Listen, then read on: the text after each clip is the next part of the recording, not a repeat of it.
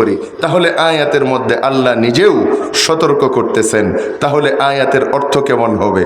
এজন্যই উম্মতের উলামায়ে কেরাম বলেন আমানু শব্দের অর্থ হলো ইমানদার, ইমানওয়ালা মুমিন। কিন্তু সূরাতুত তাগাবুনের এই আয়াতের ঠিক এই জায়গার ভিতরে আমানু শব্দের অর্থ শুধু ইমানদার বললেই আয়াতের হক আদায় হয় না, কি বলতে হবে?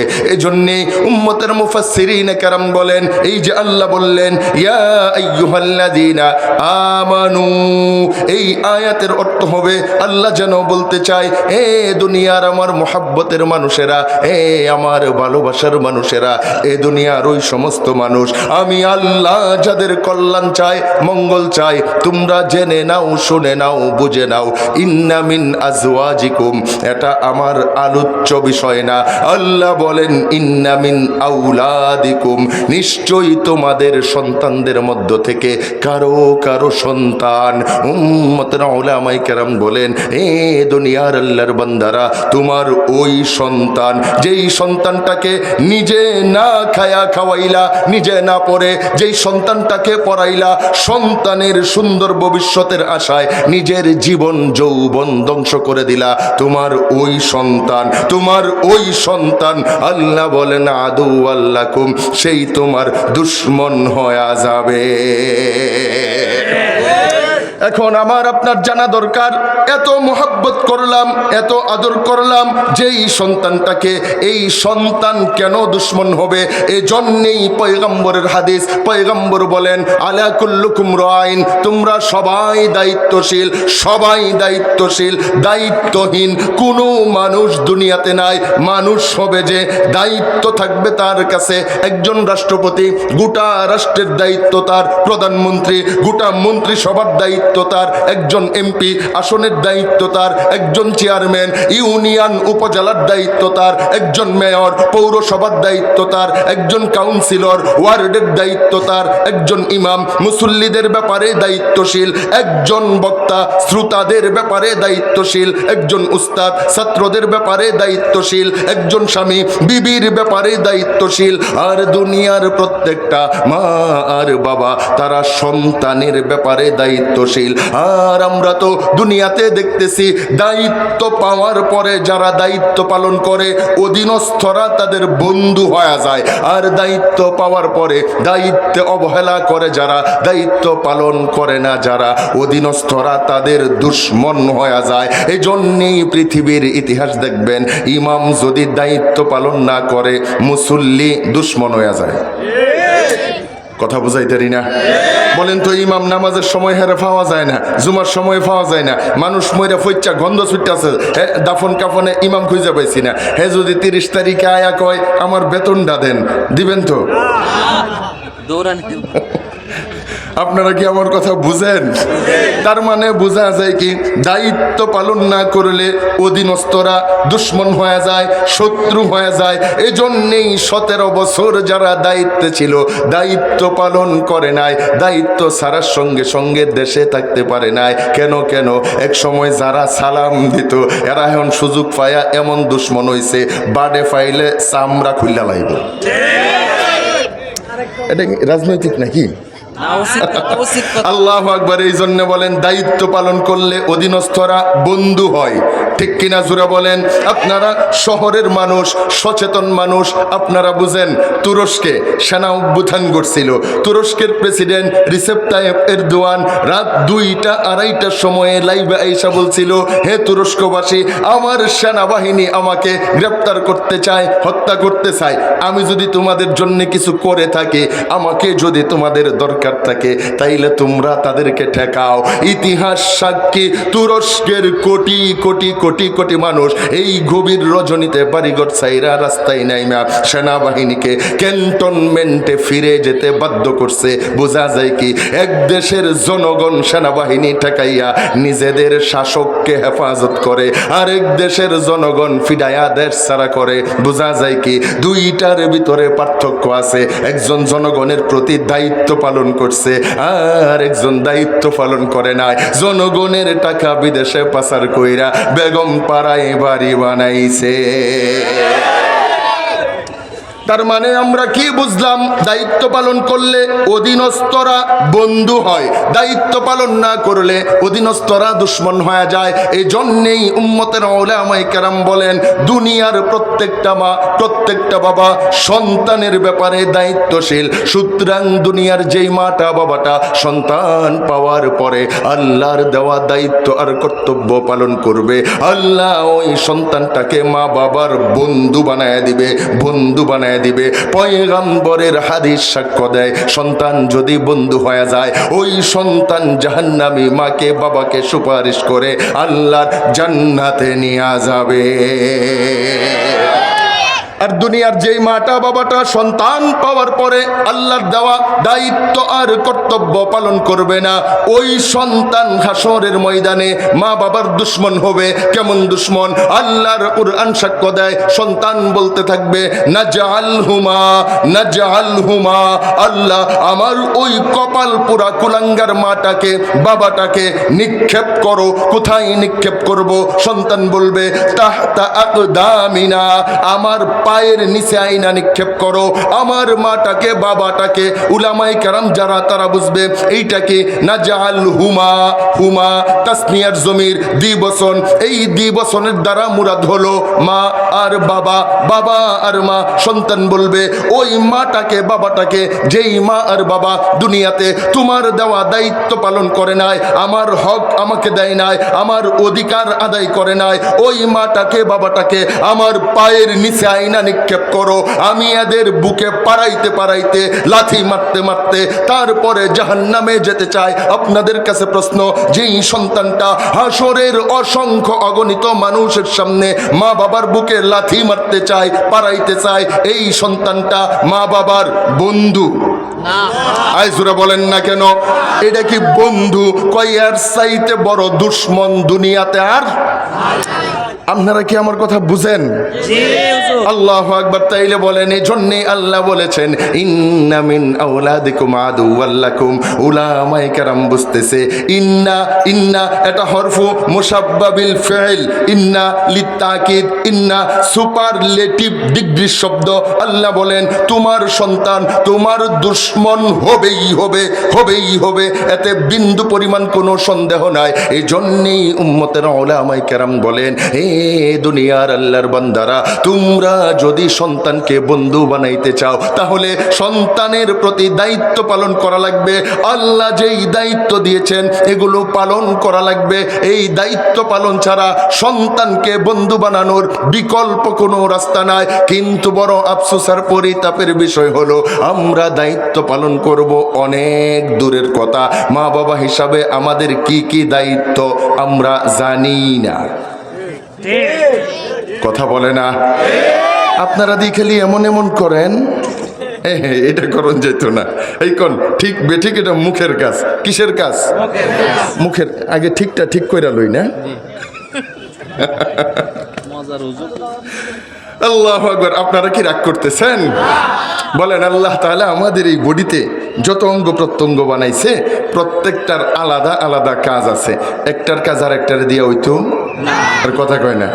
এই ফেডের কাম কি ফাউ দিয়া হইতো? পায়ের কাম কি হাত দিয়া হইতো? এই কানের কাজ নাক দিয়া? প্রত্যেকটার আলাদা আলাদা কাজ আছে। একটার কাজ আর একটারে দিয়া করতে গেলেই পেছলাইগা যাবে, এইখানে সমস্যা হয়ে যাবে। এই এক কিচ্ছা মনে পড়ছে, আমার হুজুররা এই কিচ্ছা বলতেন। এক আল্লাহর বান্দা হুজুর রাস্তা দিয়া যাইতেছে, তো হঠাৎ দেখে রাস্তার পাশে যে চায়ের দোকান, এই দোকানে দাঁড়ায়া দাঁড়ায়া এক ভদ্রলোকে চা খায় বাম হাত দিয়া।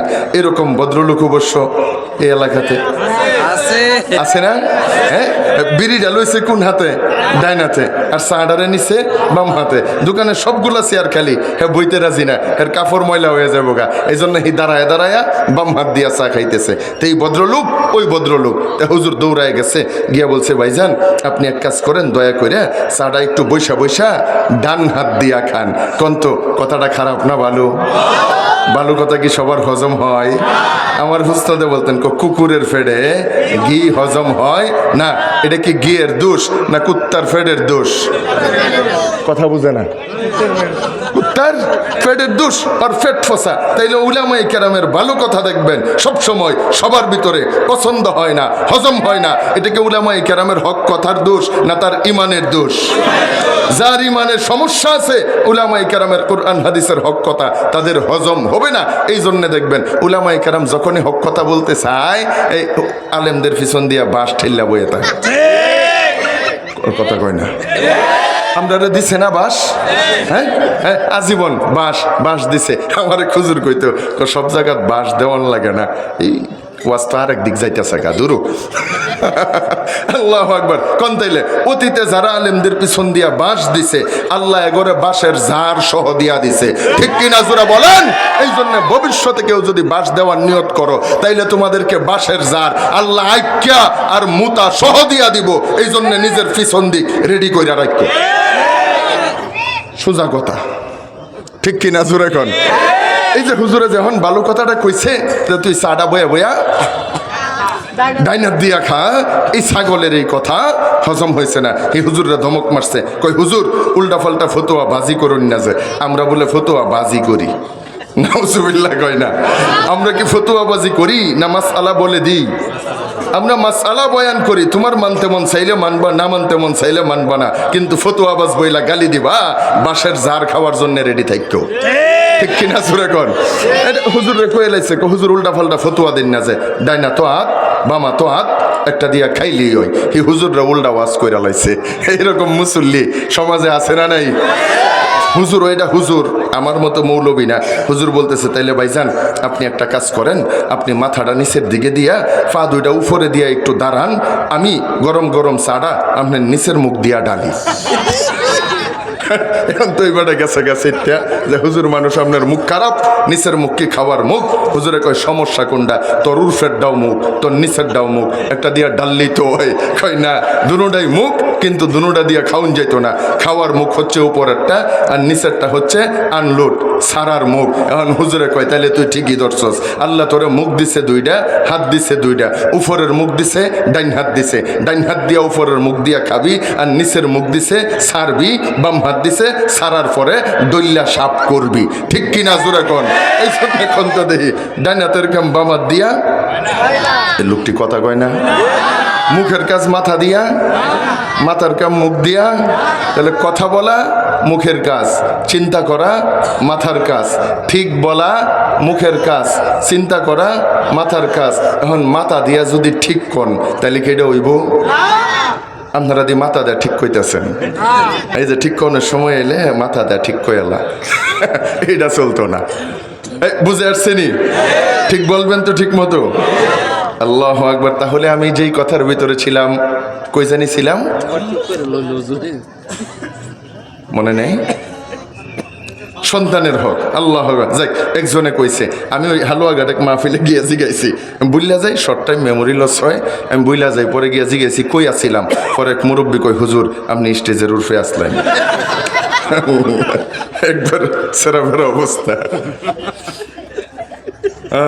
আস্তাগফিরুল্লাহ, আল্লাহু আকবার। তাহলে যেই কথার ভিতরে ছিলাম, আমরা দুনিয়ার অধিকাংশ মা আর বাবা দায়িত্ব পালন করব অনেক দূরের কথা, দায়িত্ব কি আমরা জানি না, মানব তো অনেক দূরের কথা।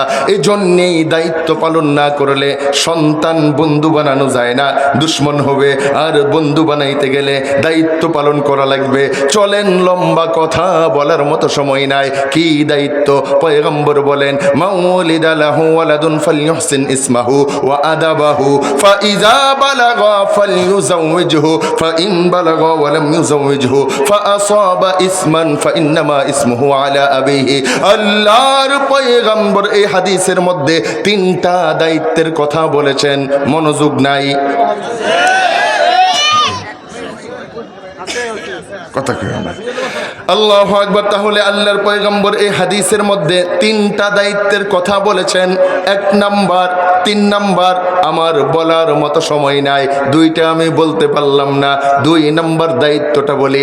আল্লাহর পয়গম্বর বলেন মাউলিদা লাহু ওয়ালাদুন, এ দুনিয়ার আমার উম্মতেরা শোনো শোনো, তোমাদের যাদের সন্তান জন্মগ্রহণ করে, আল্লাহ যাদেরকে সন্তান দান করে, এই সন্তানটা 1 দিন 2 দিন 1 বছর 2 বছর করতে করতে তার যখন শিক্ষা অর্জনের বয়স হবে, এ ভাই ভালো করে বুঝবেন, পয়গম্বর বলেন ফাআদাবাহু আই ফালইউআদ্দিবহু, এ দুনিয়ার আমার উম্মতেরা, মা বাবা হিসাবে তোমাদের 1 নম্বরের দায়িত্ব হলো সর্বপ্রথম ওই সন্তানটাকে আদব শিক্ষা দিবা। আদব শিক্ষা কোনটা? নৈতিক শিক্ষা। নৈতিক শিক্ষা কোনটা? যেই শিক্ষা অর্জন করার পরে একজন মানুষ হতে পারে, এইটাকে বলে নৈতিক শিক্ষা। যেই শিক্ষায় মানুষ হতে পারে, এইটাকে বলে নৈতিক শিক্ষা। কেন কেন কেন কেন? কারণ বর্তমান দুনিয়ার সব শিক্ষায় মানুষ হয় না। আমরা তো দেখতেছি যত বড় শিক্ষিত হইতেছে এত বড় হাইওয়ান হয়ে যাইতেছে, যত বড় শিক্ষিত হয় এত বড় দুর্নীতিবাজ হইতেছে, যত বড় শিক্ষিত হয় এত বড় সুদখোর হইতেছে, ঘুষখোর হইতেছে, পাচারকারী হইতেছে, জালেম হইতেছে। যত বড় শিক্ষিত হয় এত বড় জানোয়ার হয়ে যাইতেছে। রাগ করবেন না, আপনাদেরকে প্রশ্ন করি, বলেন তো দেখি, আল্লাহর বান্দা শিক্ষা অর্জন করতে করতে বাংলাদেশ থেকে MBBS, বিলেত থেকে FRCS ডিগ্রি নিয়ে আপনাদের এই আশুলিয়া বাইপাইল সাভার থানার ভিতরে বিশাল ক্লিনিক দিয়া বসছে। ক্লিনিকের মালিক এই গ্রামের অসহায় সাধারণ অশিক্ষিত মানুষটা নিজের গর্ভবতী বিবিটারে নিয়ে, মাইয়াডারে নিয়ে ক্লিনিকে গেছে চেক আপ করানোর জন্যে। ডাক্তার চেক আপ কইরা সেও বুঝতে পারছে বাচ্চার যেই কন্ডিশন, মায়ের যেই কন্ডিশন, শতভাগ নর্মাল ডেলিভারি করা সম্ভব। কিন্তু নিজের এসি রুমের চেয়ারের ভিতর বৈশা হিসাব মিলাইছে, যদি নর্মাল ডেলিভারি বলি তাইলে টাকা দিবে 5 থেকে 7 হাজার টাকা, আর যদি সিজার করাইতে পারে টাকা পাবো 40 থেকে 50 হাজার টাকা। এই জন্যে সত্য জানার পরেও সত্যটা গোপন কইরা রুগীর আত্মীয় স্বজনকে ভয় দেখায়, কই বাচ্চার কন্ডিশন ভালো না, ভিতরে শীত হয়ে গেছে গা, কাইত হয়ে গেছে গা, উল্টা গেছে গা, বাচ্চা ভিতরে বমি করছে, পায়খানা কইরা দিছেও কয়। আপনারা কি ঠিক কইতেন না? ঠিক আর ঠিক করতে পারলাম না। আল্লাহু আকবার। বলে কি বলে না? জোরে বলেন না। বাচ্চার ভিতরে পানি বাইঙ্গা বাচ্চা শুকনার ভিতরে বইরা রইছে, যদি দ্রুত সিজার না করা হয় বাচ্চা বাঁচানো সম্ভব হবে না। আমরা অশিক্ষিত, মেডিকেল সায়েন্সের কোনো নলেজ আমাদের নাই, কোনো জ্ঞান আমাদের নাই। আমরা আতঙ্কিত হইয়া ভয় পায়া অনুমতি দিয়া দেয়, তাড়াতাড়ি সিজার করায়া দেন। এই যে কয়েকটা টাকার লোভে আল্লাহর বান্দির পেটটারে কাইটা বাচ্চাটা বের করলো আমানতদারিতার সাথে। বলেন তো দেখি, একবার যেই আল্লাহর বান্দির পেটটারে কাটা হয় মরণ পর্যন্ত আগের মতো সুস্থ আর কখনো হয় না। তার মানে মরণ পর্যন্ত প্রতিবন্ধী হয়ে যায়। সামান্য কয়টা টাকার লোভে যে আল্লাহর বান্দির পেটটারে কাইটা মরণ পর্যন্ত অসুস্থ আর প্রতিবন্ধী বানায় দিছে। উম্মতেরা উলামায়ে কেরাম বলেন এইটা শিক্ষিত হইছে, ডাক্তার হইছে, জানোয়ার হইছে, মানুষ হতে পারে না। এইরকম জানোয়ার অবশ্য গাজীপুর জেলার একটাও নাই। সব জানোয়ার দিয়া চতুর্দিকে জানোয়ার দিয়া বইরা যাইতেছে। সরকার বরাদ্দ দিছে 8 ইঞ্চির খোয়ার ডালাই দিয়া, এর উপরে 6 ইঞ্চির ফিসের ডালাই দিবা এলাকার রাস্তা করার জন্য। ভিতরে দিয়া রড দিয়া, তারপরে উপর দিয়া ডালাই দিবা। হ্যাঁ, বড় ইঞ্জিনিয়ার, বড় নেতা, বড় সচিব রডের টেহা মাইরা খায়া রাস্তার ভিতরে বাঁশ ডুহায়া দিছে। ব্রিজের ভিতরে বাঁশ ডুহাইছে, এই বাঁশ ভাঙ্গা গাড়ি ফইরা যাত্রী মরছে, গাড়ি ভাঙছে। আছে না নাই? জোরা বলেন না কেন? সরকার বরাদ্দ দিছে 6 ইঞ্চির সিমেন্টের ডালাই দিবা, 6 ইঞ্চির ফিসের ডালাই দিবা। হ্যাঁ, এমন একটা গসা মাইরা হয়ে গেছে গা, লতিফপুর থেকে গসাটা দিয়া এখনো মুজার মিল পর্যন্ত যাইতে পারে নাই। লতিফপুরে গাতা হইয়া গেছে গা। আপনারা কি আমার ওয়াজ বুঝেন? এইরকম ইঞ্জিনিয়ার, সচিব, নেতা আমাদের সমাজে নাই। এই যে গাটার ভিতরে ফইরা ওডু উল্টা, তারপরে এই যে হাত ভাঙলো, পা ভাঙলো, মানুষ মারা গেল, গাড়ির ক্ষতি হইল, জনতার জানমাল নিয়া খেইলা, জনতার জানমাল আমানত নষ্ট কইরা যারা নিজে টাকা আত্মসাৎ করে, উম্মতের উলামায়ে কেরাম বলেন এরা শিক্ষিত হইছে, ইঞ্জিনিয়ার হইছে, জানোয়ার হইছে, মানুষ হতে পারে না। এই দেশের শতকরা শতভাগ গরিব মানুষগুলো, আমাদের অশিক্ষিত সাধারণ গরিব মানুষগুলো মধ্যপ্রাচ্যে গিয়া 16-17 ঘন্টা টনটনা রোদের নিচে ডিউটি কইরা বৈদেশিক রেমিটেন্স পাঠায়া আমাদের দেশের অর্থনীতি চাঙ্গা করতে চায়। আর আমাদের শিক্ষিত এমপিরা, মন্ত্রীরা, সচিবেরা, সরকারের গ্রেডের কর্মচারীরা এই দেশের টাকা বিদেশে পাচার কইরা আমাদের অর্থনীতি পঙ্গু কইরা দ্রব্যমূল্যের দাম বাড়ায়া গরিবের সুখের পানি জড়াইতে পারে। উম্মতের উলামায়ে কেরাম বলেন, যারা দেশের টাকা পাচার কইরা দেশের অর্থনীতি পঙ্গু কইরা গরিবের চোখের পানি জড়ায়, এরা শিক্ষিত হইতে পারে, এমপি, মন্ত্রী আর সচিব, মহাসচিব হইতে পারে, এরা মানুষ হতে পারে না। এদের চাইতে বড় জানোয়ার আর কেউ নাই। আল্লাহু আকবার। এজন্যই পয়গম্বর বলেন, হে দুনিয়ার আমার উম্মতেরা, সবার আগে মানুষ বানাইবা, সবার আগে মানুষ বানাইবা। আপনারা বলতে পারেন, হুজুর তাইলে কি আপনি আধুনিক শিক্ষার বিরুদ্ধে নাকি? না রে ভাই, আধুনিক শিক্ষার বিরুদ্ধে না। আধুনিক শিক্ষা দুনিয়ায় না থাকলে আমি মোল্লার মোল্লাগিরি থাকে না। কথা বুঝে না? আধুনিক শিক্ষিত লোক না থাকলে আমার যদি বউয়ের আমার সমস্যা হইলে আমার ডাক্তার দরকার আছে না? লোকটি কথা কয় না, কেন লাগে? আমার অপারেশন দরকার বললে আমার ডাক্তার দরকার আছে না? আমার বিবি প্রেগনেন্ট হইলে মহিলা ডাক্তারের দরকার আছে না নাই? আমার যদি রাস্তার দরকার হয়, ইঞ্জিনিয়ারের দরকার আছে। কোন তো দেখি মাইকটা দিয়া যে ওয়াজ করতেছি, এটা কোন হুজুরে বানাইছে? কেডা বানাইছে? কোন তারা? আর কোন তারা বানাইছে? তারা বানাইছে। এই যে গড়িটাতে সময় দেখতেছি, কেডা বানাইছে? যে মোবাইলটাতে দাওয়াত দিচ্ছেন, কেডা বানাইছে? যে গাড়িটাতে আইলাম, এটা তো সবকিছুই তো তারার। তারারে ছাড়া আমি মোল্লার মোল্লাগিরি তাই না, আমিও অচল হয়ে যায়। আমি দুনিয়া অন্ধকারে চলতে পারবো না, তাদেরকে আমার লাগবে। এই জন্য আমার ডাক্তার লাগবে, ইঞ্জিনিয়ার লাগবে, ব্যারিস্টার লাগবে, সায়েন্টিস্ট লাগবে, আর্কিটেকচার লাগবে, সব কিছু লাগবে। সবার আগে মানুষ লাগবে, মানুষ লাগবে, মানুষ লাগবে। ঠিক কিনা জোরে বলেন? আল্লাহু আকবার। এই জন্যে সবার আগে মানুষ লাগবে। আমি মাফ করবেন, আমি আধুনিক শিক্ষার বিরোধিতা করি না, কারণ আধুনিক শিক্ষিত লোক ছাড়া আমার মোল্লাগিরিও চলতো না, টিকতো না দেশের ভিতরে, আমি অচল হয়ে যাব। এজন্যই আমার আধুনিক শিক্ষাই লাগবে। কিন্তু সম্বল যদি হয় শুধুমাত্র আধুনিক শিক্ষা, বর্তমান গোটা দুনিয়া তদন্ত করে দেখেন, বর্তমান গোটা দুনিয়াতে আধুনিক শিক্ষায় সবচাইতে বড় শিক্ষিত কারা? এ ভাই, গভীর মনোযোগ দিয়ে শুনেন কথাগুলা। বর্তমান দুনিয়ায় সবচাইতে বড় শিক্ষিত পশ্চিমা বিশ্ব, Europe, America, Britain, France, German, জাপানি, কোরিয়া, তাইওয়ান, চীন, বর্তমানে ইসরায়েলের ইহুদির বাচ্চারা দুনিয়ার সবচাইতে বড় বড় শিক্ষিত, বড় বড় ডাক্তার, ব্যারিস্টার, সায়েন্টিস্ট, আর্কিটেকচার, বড় বড় প্রফেসর, বড় বড় ভার্সিটিগুলা, বড় বড় গবেষণাগার, সব তাদের দখলে। তারা এত বড় ডিগ্রি নিয়া, এত বড় বিজ্ঞানী হইয়া মানব সভ্যতার জন্য কি বানাইছে? কই মানব সভ্যতার বিকাশের জন্য অনেক কিছু বানাইছে, কিন্তু মানব সভ্যতা ধ্বংস করার জন্য এর চাইতে 1000 গুণ বেশি বানাইছে। বলেন তো দেখি, মানুষ মারার জন্য বন্দুক বানাইছে, পিস্তল বানাইছে, রিভলভার বানাইছে, রাইফেল বানাইছে, শটগান বানাইছে, মেশিন গান বানাইছে, AK-47 বানাইছে। মানুষ মারার জন্য ট্যাঙ্ক বানাইছে, ট্যাঙ্কার বানাইছে, গ্রেনেড বানাইছে, বোমা বানাইছে, মাইন বানাইছে, ক্ষেপণাস্ত্র বানাইছে, মরণাস্ত্র বানাইছে। মানুষ মারার জন্য ড্রোন বানাইছে, অ্যাটাক হেলিকপ্টার, যুদ্ধ জাহাজ বানাইছে, রণতরী আর সাবমেরিন বানাইছে। মানুষ মারার জন্য পারমাণবিক বোমা, নিউক্লিয়ার ওয়েপেন বানাইছে। এমন একটা বোমা যদি ঢাকা শহরে ছাইরা দেয়, কয়েক সেকেন্ডের ভিতরে প্রায় 2.5 থেকে 3 কোটি মানুষ পুইরা কয়লা ছাই হয়ে যাবে। কয়েকশো বছর পর্যন্ত এই মহল্লাতে মা যদি সন্তান প্রসব করে প্রতিবন্ধী হয়ে জন্ম নিবে। এমন মরণাস্ত্র কেন বানাইছে? মানুষ মারার জন্যে, মানুষ মারার জন্যে।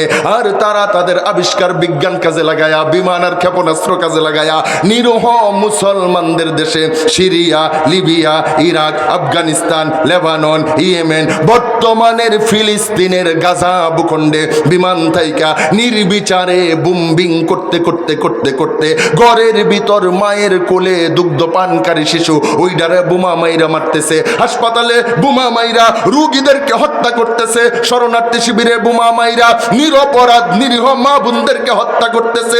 আমরা তো বলি দুনিয়ার সবচাইতে বড় শিক্ষিত হওয়ার পরেও যারা নিরপরাধ বাচ্চাদেরকে হত্যা করে, নারীদেরকে হত্যা করে, অসুস্থ মানুষদেরকে হত্যা করে, এরা দুনিয়ার সবচাইতে বড় শিক্ষিত হতে পারে, সবচাইতে বড় শিক্ষিত হতে পারে। আল্লাহর কসম দিয়া বলি এরা মানুষ হতে পারে নাই, এরা মানুষ হতে পারে নাই। এদের চাইতে বড় জানোয়ার, এদের চাইতে বড় হাইওয়ান পৃথিবীতে না। একটাও অশিক্ষিত না, সবগুলা শিক্ষিত, সবগুলা জানোয়ার শিক্ষিত হয়েছে, মানুষ হয় নাই। আপনারা কি আমার কথা বুঝেন? এই জন্য আধুনিক শিক্ষা আমার লাগবে, সবার আগে মানুষ হওয়া লাগবে, ঠিক কিনা জোরে বলেন? এই জন্যেই পয়গম্বর বলেন এ দুনিয়ার আমার উম্মতেরা সবার আগে মানুষ বানাইবা। এখন মানুষ কোথায় পাওয়া যাবে? এই ছেলে, এই তুমি উঠছো কেন? হোয়াটসঅ্যাপ করে যাবো না হুজুর? প্রস্রাব? যাও তাড়াতাড়ি করে আইবা। এটারে একটু কইয়া সবাই ডর দেখায়া পাইলাম, আর কেউ যাতে না উঠে। আপনারা আছেন না গেছেন গা? আল্লাহু আকবার। কই জানিয়েছিলাম? সবার আগে মানুষ হওয়া লাগবে। এই জন্যেই পয়গম্বর বলেন সবার আগে মানুষ হওয়ার শিক্ষা দিবা। চলেন আমরা ইতিহাস গাইটা দেখে মানুষ হওয়ার শিক্ষা কোথায় পাওয়া যাবে। চলেন ইতিহাস গাটি। আল্লাহর পয়গম্বর জনাবে মুহাম্মদুর রাসূলুল্লাহ সাল্লাল্লাহু আলাইহি ওয়াসাল্লাম তিনি যখন মক্কা মুআজ্জমায় জন্মগ্রহণ করলেন, আরে মক্কার মানুষদের চরিত্র কেমন ছিল? বলে এমন কোনো কর্ম নাই, খারাপ কর্ম নাই যা মক্কার মানুষেরা করতো না। সম্পদের লোভে কাফেলার সবাইরা হত্যা কইরা সম্পদ লুণ্ঠন করত, ঘরের ভিতর ডুইকা সংঘবদ্ধভাবে নারীদের ইজ্জত লুণ্ঠন করত। এত অসভ্য আর বর্বর ছিল। ছোট্ট একটা বিষয় নিয়া শত শত বছর পর্যন্ত যুদ্ধ চলতো, মারামারি চলতো, হাজার হাজার মানুষ নিহত হয়ে যাইত। এত অসভ্য, এত বর্বর, এত বড় হাইওয়ান ছিল। বড়া বাজারের ভিতরে গর্ভবতী মহিলার পেটের বাচ্চা ছেলে হবে না মেয়ে হবে এইটা বাজি দইরা পেট কাইটা ভিতর থেকে বাচ্চা বের কইরা আনন্দ উল্লাস ফুর্তি করত। এত বড় অসভ্য ছিল। নিজের ঘরে কন্যা সন্তান জন্ম নিলে এইটাকে জীবন্ত মাটির নিচে গাইরা ফালাইতো। এত অসভ্য বর্বর অমানুষ জানোয়ার ছিল। তাদের চরিত্রের দিকে তাকাইয়া উম্মতের ইতিহাসবিদেরা ওই সময়টাকে আইয়ামে জাহিলিয়াতের জামানা তথা মানব সভ্যতার ইতিহাসে সবচাইতে অসভ্য বর্বরদের জামানা উল্লেখ করেছেন। এমন এক অসভ্যতার জামানায় আল্লাহর পয়গম্বর জন্মগ্রহণ করলেন। একদিন, দুই দিন, এক বছর করে করে পয়গম্বরের বয়স 40 বছর হয়ে গেল। আল্লাহর পয়গম্বর জাবালে নূরের গারে হেরার ভিতর বসা, আল্লাহর পয়গম্বর মুরাকাবায় বসা। হঠাৎ করে উপর থেকে আওয়াজ আসলো, ইয়া মুহাম্মদ ইকরা, এ মুহাম্মদ আপনি পড়ুন। আল্লাহর পয়গম্বর বলেন মা আনা বিকারিন, এ ভাই তুমি কে? আমি তো পড়তে জানি না। মিনান নবিয়িন ওয়াল উম্মিন, তিনি উম্মি নবী, তিনি কি বলতেছেন আমি পড়তে জানি না। এ ভাই ভালো কইরা বুঝবেন, পড়তে জানি না মানে কি? আমি একটা জিনিস জানি না কিন্তু একজনে বললে বলতে তো পারবো, কথা কয় না? আমি জানি না কিন্তু একজনে বললে আমি বলতে পারবো না। আল্লাহু আকবার। রাসূল কি কয়? কয় আমি পড়তে জানি না।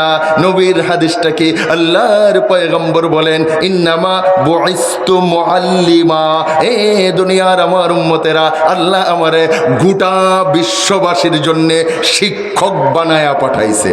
সুবহানাল্লাহ। নাই যেই নবী কয় আমার আল্লাহ শিক্ষক বানায়াই পাঠাইছে, ওই নবী কয় আমি পড়তে জানি না, তার মানেটা কি? উম্মতের মুফাসসিরিন কেরাম বলেন এইটার অর্থ হলো আমি পড়তে রাজি না। কেন পড়তে রাজি না? কারণ সব পড়ার যোগ্য না, সব পড়া যায় না, সব শিক্ষা নেওয়া যায় না। আগে তুমি যেই পড়া আমাকে পড়তে বলতেছো এইটার পরিচয় দাও, এইটার ফাউন্ডারকে, রচয়িতাকে, এইটার আবিষ্কারককে, কোন জায়গার থেকে আসছে। এই জন্য উলামায়ে কেরাম যারা আছে তারা জানেন, শানে নুজুল জানেন। যখন জিব্রাইল বলছে বিসমি রব্বিকাল্লাযী খলাক, তখন আল্লাহর রাসূল পড়তে শুরু করছে। কেন বিসমি রব্বিকা আল্লাযী খলাক, এই জায়গার ভিতরে এই পড়ার রচয়িতা, আবিষ্কারক, এই কারিকুলামের মূল ফাউন্ডারের নাম এই জায়গার ভিতরে দেওয়া আছে, পরিচয় দেওয়া আছে। এই জন্যেই পয়গম্বর বলেন আমি পড়তে রাজি না। কেন রাজি না? কারণ হাজারো শিক্ষিত দেখছি কিন্তু এরা মানুষ হয় নাই। আবু জাহেল মক্কার সবচাইতে বড় শিক্ষিত। আমার কথা আপনারা বুঝেন না? আবু জাহেলের চাইতে বড় জ্ঞানী মক্কাতে ওই সময় আর কেউ ছিল না। আবু জাহেলের নাম কি? আবু জাহেলের নাম আমর ইবনে হিশাম, মানুষ তারা ডাকতো আবুল হিকাম বইলা। আবুল হিকাম মানে কি? জ্ঞানীদের বাবা। কথা বুঝে না? জ্ঞানীদের বাবা, মহাজ্ঞানী ছিল তার নাম আমর ইবনে হিশাম, মানুষ তারা ডাকতো জ্ঞানীদের বাবা। তাইলে কি পরিমাণ জ্ঞান তার ছিল! মক্কার সবাই তার কথাই চলতো, তার কথাই উঠতো, তার কথাই বসতো। বিভিন্ন রাজা বাদশারা তার কাছে প্রতিনিধি পাঠাইতো পরামর্শ নেওয়ার জন্যে, বুদ্ধি নেওয়ার জন্যে। এত বড় মহাজ্ঞানী ঈমান গ্রহণ করে নাই। আল্লাহর পয়গম্বর সাহাবীদেরকে বলে যেই জ্ঞান, যেই শিক্ষা আসল মালিক আল্লাহকে চিনাইতে পারে না, এই শিক্ষা না, এই জ্ঞান হতে পারে না। সুতরাং আবু জাহেল সে তার জ্ঞান দিয়া, শিক্ষা দিয়া আল্লাহকে চিনতে পারে নাই। আল্লাহর ঘরের ভিতরে মূর্তি ঢুকাইছে, সুতরাং সে জ্ঞানী হতে পারে না। তার চাইতে বড় জাহেল কেউ হতে পারে না। সুতরাং তোমরা তারে আবুল হিকাম ডাকবা না, আজ থেকে সে আবু জাহেল। আবুল হিকাম অর্থ জ্ঞানীদের বাবা, আর আবু জাহেল অর্থ হলো মহামূর্খ, মূর্খদের বাবা। ঠিক কিনা জোরা বলেন? আপনারা কি আমার কথা বুঝছেন? তাহলে আবু জাহেল কি মূর্খ ছিল না জ্ঞানী ছিল? জ্ঞানী দিয়া, জ্ঞান দিয়া আল্লাহকে চিনতে পারে নাই। আল্লাহর ঘর কাবার ভিতরে মূর্তি ঢুকাইছে। রাসূল কয় এটা শিক্ষিত মূর্খ, মহামূর্খ, মূর্খদের বাবা। এই জন্যেই যেই কথা বলতে চাই, বুঝাইতে চাই, রাসূল কি বলে? মা নবী কারিন আমি পড়তে রাজি না। আগে বলো এই পড়া কার পড়া, সিলেবাস কার, কারিকুলাম কে বানাইছে? তু জিব্রাইল বলে ও মুহাম্মদ আমি আপনাকে জেনতেন পড়া পড়তে বলি নাই। এই পড়ার রচয়িতা বিসমি রব্বিকা আল্লাযী খলাক, এইটা এমন একটা শিক্ষা, এমন একটা পড়া যেই পড়াটা আপনার সৃষ্টিকর্তার নামেই শুরু করা লাগে, তার নাম নিয়ে শুরু হয়। এইটার রচয়িতা আপনার সৃষ্টিকর্তা, এই কারিকুলাম বানাইছে আপনার সৃষ্টি